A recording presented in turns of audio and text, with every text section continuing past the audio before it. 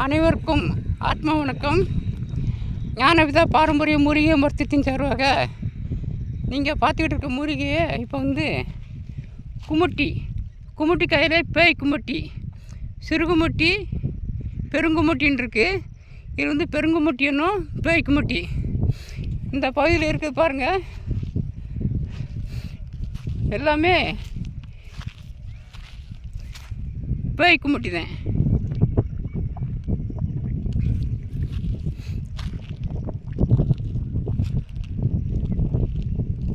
அதாவது குழந்தை இல்லாதவங்களுக்கு குழந்தை பிறகுறதுக்கு இந்த குமுட்டிக்காய் வருது. அதே மாதிரி லிங்கத்தை இதிலிருந்து நம்ம சுற்றி பண்ணிவிட்டு அந்த லிங்கத்தை இந்த குமுட்டிக்காய்க்குள்ளே வச்சு போட மாட்டோம்னா காய்ச்சலுக்கு மிக மிக அருமையான மருந்து. எப்பேற்பட்ட காய்ச்சலும் சரி குணப்படுத்தக்கூடியது அந்த இதில் போடுறது லிங்கம். இதே இந்த குமுட்டிக்காயிலேருந்து விதை எடுத்து அதை நம்ம சுற்றி பண்ணிவிட்டு, பெரும்பாலும் சுற்றினா இதில் பால் எதுவும் சுற்றி பண்ணணும்.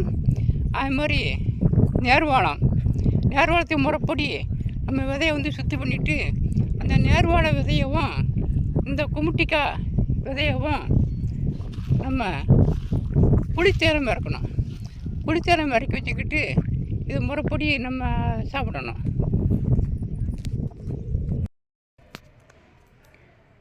நம்ம நேர்வாழத்தை சுற்றி பண்ணும்போது ரொம்ப கவனமாக சுற்றி பண்ணணும்.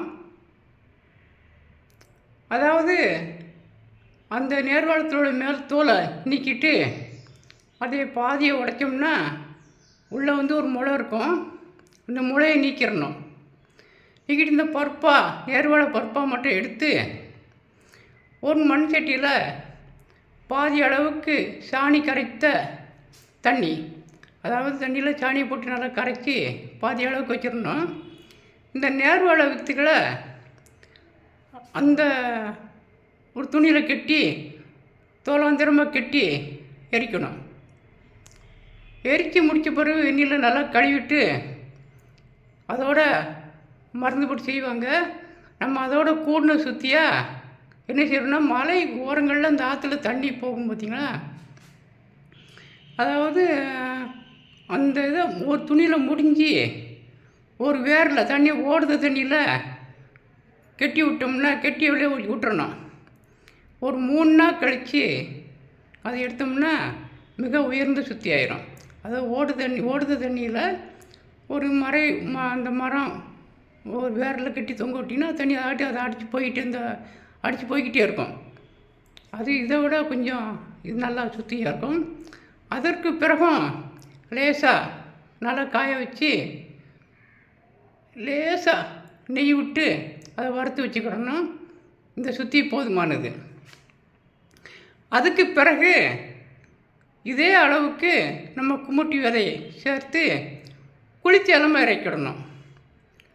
குளிர்ச்சி இலமாக இறக்குன பிறகு அந்த குளிர்ச்சி இலை அளவுக்கு நம்ம விராலி மஞ்சள் தூளை போட்டு கரைக்கி வச்சுக்கிட்டு ஒரு காசு எடை, அதாவது ஒரு கரண்டி அளவுக்கு அவங்களுக்கு நம்ம பெண்களுக்கு இந்த மாதவிலக்கான நாளில் 3 நாளைக்கும் கொடுக்கணும்.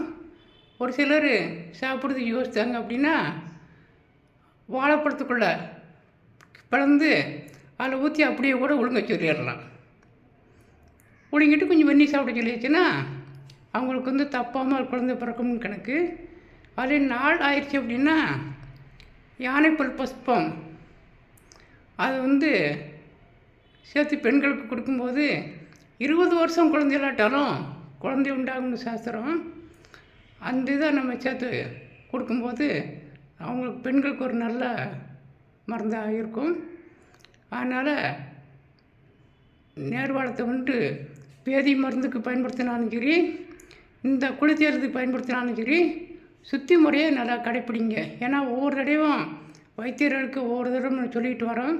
அடுத்து நம்ம நடக்க போகக்கூடிய மூலிகை வகுப்பில் நிறைய அவங்க கேட்குறது கேள்விக்கெல்லாம் பதில் சொல்லுவோம்.